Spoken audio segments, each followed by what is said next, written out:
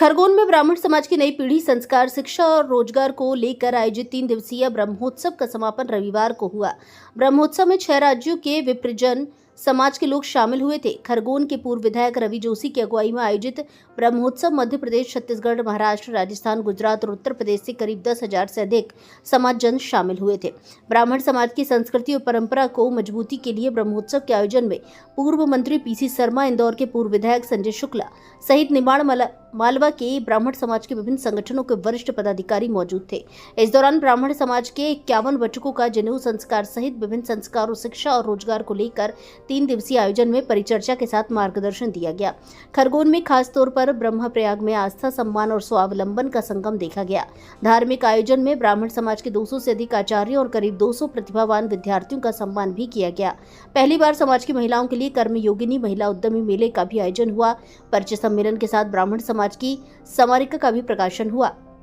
महिला स्वावलंबन को प्रोत्साहित करते इस मेले में 30 से अधिक स्टॉल लग गए, जिनमें लोकल फॉर वोकल और आत्मनिर्भर भारत की झलक देखने को मिली। ब्रह्मोत्सव के संयोजक पूर्व विधायक रवि जोशी ने बताया कि समाज में संस्कार, शिक्षा और रोजगार को लेकर आयोजित ब्रह्मोत्सव सार्थक नजर आया। 6 राज्यों के 10,000 से ऊपर लोग मौजूद थे। संस्कार, शिक्षा के साथ रोजगार के अटल प्रश्न विषय पर परिचर्चा आयोजित हुई। बच्चों का यज्ञोपवीत संस्कार एवं विवाह योग्य युवक युवतियों का परिचय सम्मेलन और मंगलम पत्रिका का विमोचन किया गया। खरगोन में ब्रह्मोत्सव के आयोजन को लेकर पूर्व मंत्री पीसी शर्मा और इंदौर के पूर्व विधायक संजय शुक्ला का कहना था कि समाज में संस्कारों के लिए ऐसे आयोजन आज की आवश्यकता है। शिक्षा, रोजगार से ब्राह्मण समाज का जुड़ा रहना जरूरी है। रवि जोशी की अगुवाई में ब्रह्मोत्सव का सार्थक आयोजन हुआ। प्रदेश में इस प्रकार से इंदौर, भोपाल, खरगोन, खंडवा में ब्राह्मण समाज के सामूहिक आयोजन होना चाहिए। भारत संवाद खरगोन से ब्यूरो शाहिद खान के साथ रफीक मंसूरी की रिपोर्ट। ब्रह्म महोत्सव संपन्न हुआ खरगोन के अंदर। 3 दिन का ये कार्यक्रम 16, 17, 18 कल जिन बच्चों ने अपनी एजुकेशन में, अपनी शिक्षा में अच्छे नंबर लाए थे, उनका भी सम्मान किया गया। सत्यनारायण की कथा भी हुई। मैं बहुत बधाई और शुभकामनाएं देना चाहता हूं, और इसलिए कि एक संस्था जो इनकी कोऑपरेटिव सोसाइटी है, जिसके माध्यम से बच्चों के शिक्षा के लिए उनकी पूर्ति की जाती है, उनके पढ़ाई के लिए, बच्चों के और अन्य इलाज के लिए, इन सब के लिए उसमें राशि दी जाती है। ये अपने आप में बहुत बड़ा काम है, 2016 से चल रहा है। और ये भगवान परशुराम की शोभा यात्रा निकालना, ये तमाम काम जो कर रहे हैं, ये बहुत ही प्रशंसनीय है। और ये 3 दिन का जो सम्मेलन एक तरह से यहाँ पर था, ये निश्चित तौर पर इसने जितने मील के पत्थर होते हैं उन सबको पार कर दिया। इसलिए रवि जोशी और उनकी पूरी टीम को बधाई और शुभकामनाएं।